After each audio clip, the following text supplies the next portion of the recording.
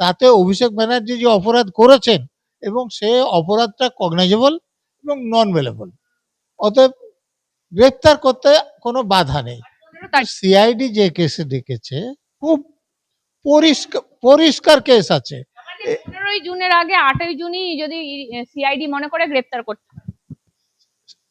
অপরাধের যা গুরুত্ব এবং যে প্রমাণ তাদের হাতে আছে, ইচ্ছে করলে তারা করতে পারে। কংগ্রেসের সব থেকে বেশি ক্ষতি বিজেপি করেনি, করেছেন মমতা ব্যানার্জি। তো সেই মমতা ব্যানার্জির সঙ্গে কংগ্রেস যখন কথা বলবেন, কংগ্রেসের নেতারা কি সেই সব ব্যাপারগুলো ভুলে যাবেন? তো দেখুন, রাজনীতি তো সম্ভাবনার খেলা বলেন, যে কিছু হতে পারে, কিন্তু আমার ধারণা কংগ্রেসও চিন্তা করবে দুটো জিনিস। এক, মমতা ব্যানার্জি তাদের সব থেকে বেশি ক্ষতি করেছে। দুই, মমতা ব্যানার্জির সঙ্গে এখন আর কেউ নেই। মমতা ব্যানার্জিকে নেওয়া আর একজন রাস্তার লোককে নেওয়া সমান। এখন তো কেন্দ্রেও বিজেপি ক্ষমতায়, রাজ্যেও বিজেপি ক্ষমতায়। সেই সব দেখার পর লোক মমতা ব্যানার্জিকে ভোট দিয়ে পার্লামেন্টে পাঠাতে খুব আগ্রহী হবেন। যে মমতা ব্যানার্জির স্বরূপটা ক্ষমতায় থেকে যাওয়ার পর মানুষের সামনে আরো পরিষ্কার হয়েছে, যে রাজ্যে যত অপরাধ হয়েছে সব অপরাধের মাথায় তিনি আছেন। তো মানুষ একজন অপরাধীকে জেতানোর জন্য কেন অত আগ্রহী হবে? সেদিন কুণাল আর একটা কথা বলেছিলেন, যে আমাদের দয়াতে যে আপনি এখানে দাঁড়িয়ে কথা বলতে পারছেন, মানে উনি চাইলে আমার কথা বলা বন্ধ করে দিতে পারেন। অধ্যত্বটা দেখুন। এখন ওনারা কাদের দয়াতে কথা বলছেন একবার জিজ্ঞেস করে দেখবেন। যে তৃণমূলের মন্ত্রী বলুন, এমএলএ বলুন, কাউন্সিলর বলুন, কোনো পঞ্চায়েত সদস্য বলুন, কোনো বুথ নেতাও বলুন, যার গায়ে পুলিশ হাত দিচ্ছে, তার বাড়ি থেকেই অবৈধ সম্পত্তি পাওয়া যাচ্ছে, তার বাড়ি থেকেই অস্ত্র পাওয়া যাচ্ছে, তার বাড়ি থেকেই ত্রাণের সামগ্রী পাওয়া যাচ্ছে। মানে মমতা ব্যানার্জি মানে দলটার মানে বড়, মাঝারি এবং ছোট নেতাদের এতটাই অপরাধীতে পরিণত করেছেন যে কেউ আর মেরুদণ্ড সোজা করে দাঁড়াতে পারছে না। কারণ আপনাদের প্রত্যেকের মনে আছে এবিপি আনন্দের শোয়ে প্রাক্তন আইপিএস নজরুল ইসলাম কুণাল ঘোষকে বলেছিলেন, ক্ষমতায় যখন আপনারা না থাকবেন না, কার্যত আপনাদের পিঠে পড়বে, এইরকমটাই মন্তব্য করেছিলেন। কারণ মানুষের উপর আপনারা যে অত্যাচার করেছেন, এখন দেখা যাচ্ছে ডিম পড়ছে। ডিমটা কি আশা করেছিলেন ডিম পড়বে? আপনি কি সেদিন কুণাল ঘোষকে কি মনে করে বলেছিলেন যে ক্ষমতায় না থাকলে আপনাদের এর চামড়া থাকবে না পিঠে? দেখুন, আমি এটুকুই শুধু বোঝাতে চেয়েছিলাম যে তারা এই যে রাজ্যের প্রশাসনে আছে এবং প্রশাসনের সাহায্য নিয়ে, বিশেষ করে পুলিশের সাহায্য নিয়ে তারা অপরাধ করে পার পেয়ে যাচ্ছেন। কিন্তু যখন তারা ক্ষমতায় থাকবেন না, এই অপরাধের জন্য তাদেরকে মূল্য দিতে হবে। আপনি এখন যেটা দেখছেন, যে তৃণমূলের মন্ত্রী বলুন, এমএলএ বলুন, কাউন্সিলর বলুন, কোনো পঞ্চায়েত সদস্য বলুন, কোনো বুথ নেতাও বলুন, যার গায়ে পুলিশ হাত দিচ্ছে, তার বাড়ি থেকেই অবৈধ সম্পত্তি পাওয়া যাচ্ছে, তার বাড়ি থেকেই অস্ত্র পাওয়া যাচ্ছে, তার বাড়ি থেকেই ত্রাণের সামগ্রী পাওয়া যাচ্ছে। মানে মমতা ব্যানার্জি মানে দলটার মানে বড়, মাঝারি এবং ছোট নেতাদের এতটাই অপরাধীতে পরিণত করেছেন যে কেউ আর মেরুদণ্ড সোজা করে দাঁড়াতে পারছে না। কারণ অপরাধীদের তো ভয় থাকবেই। মানে বাংলার মানুষ এই হিসাব নিয়ে নিচ্ছে ডিম দিয়ে, স্যার। দেখুন, আমি এটার পক্ষে নই। কারণ যে অপরাধ করেছে আইন অনুসারে তার সাজা হওয়া উচিত। সাধারণ মানুষ আইন হাতে তুলে নেবেন, আমি তার পক্ষে না। এর থেকে বিশৃঙ্খলার সৃষ্টি হতে পারে। স্যার, একটা জিনিস আপনি বলেছিলেন, মানুষ ক্ষমতায় যখন থাকবেন না আপনাদের পিঠের চামড়া তুলে নেবে, কুণাল ঘোষকে বলেছিলেন, তারই তো পুনরাবৃত্তি ঘটছে। সত্যি আপনি তখন কি আঁচ করেছিলেন এরা এত তাড়াতাড়ি ক্ষমতা? না, এটা তো স্বাভাবিক। তৃণমূল তো ক্ষমতায় ছিল না। আমি আমার পুলিশের চাকরি যখন করেছি, তো প্রথম থেকে তো তৃণমূল ছিল না, বামফ্রন্ট ছিল।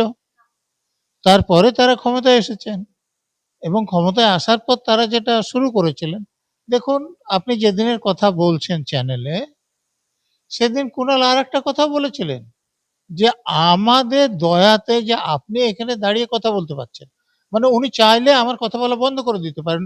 ঔদ্ধত্যটা দেখুন। এখন ওনারা কাদের দয়াতে কথা বলছেন একবার জিজ্ঞেস করে দেখবেন। হ্যাঁ, আমি তো জিজ্ঞেস করছি যে আজকে রাজ্য প্রশাসন তাদের হাতে নেই, কিন্তু তারা তো কথাবার্তা বলছেন, তাহলে কার দয়াতে বলছেন? তাহলে তারা কি এখন যারা শাসন ক্ষমতায় আছেন সেই দলের নেতাদের দয়াতে বলছেন?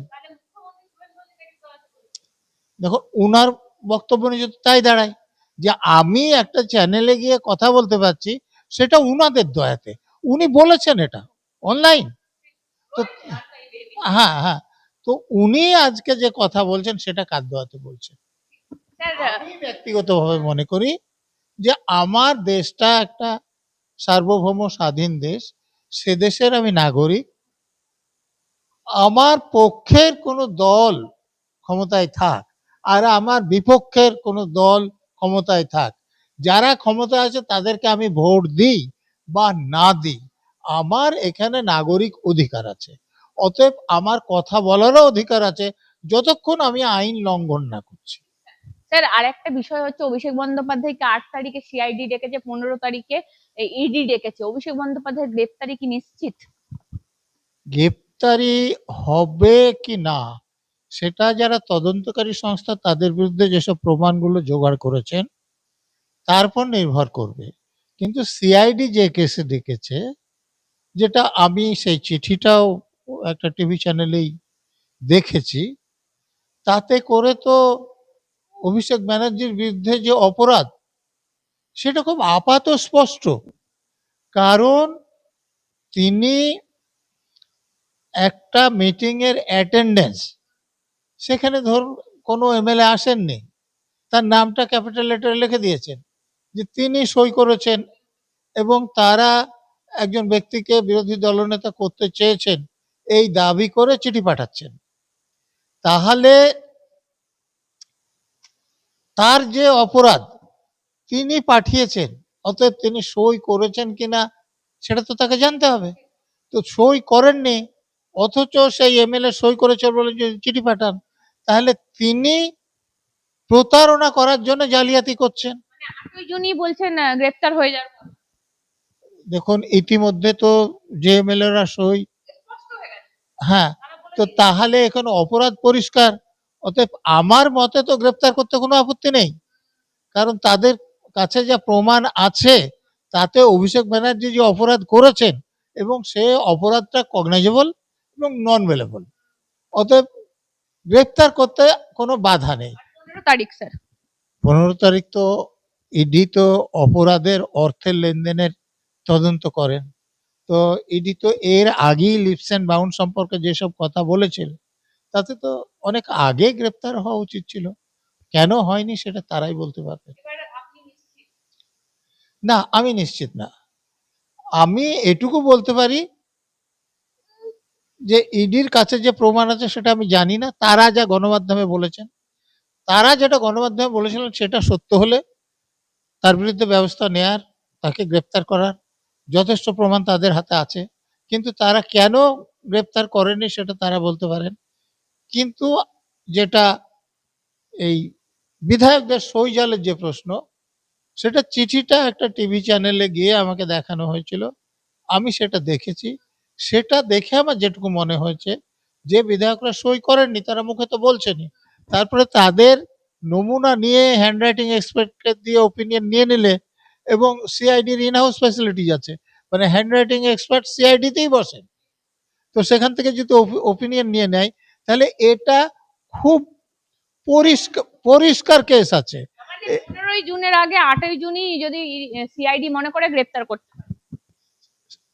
অপরাধের যা গুরুত্ব এবং যে প্রমাণ তাদের হাতে আছে, ইচ্ছে করলে তারা করতে পারে। স্যার, আরেকটা বিষয়, মমতা বন্দ্যোপাধ্যায় আজকে দিল্লি যাচ্ছেন, কার্যত ইন্ডি জোটের সাথে বৈঠক করবেন। কালকে রাতে অভিষেক বন্দ্যোপাধ্যায় গেছেন।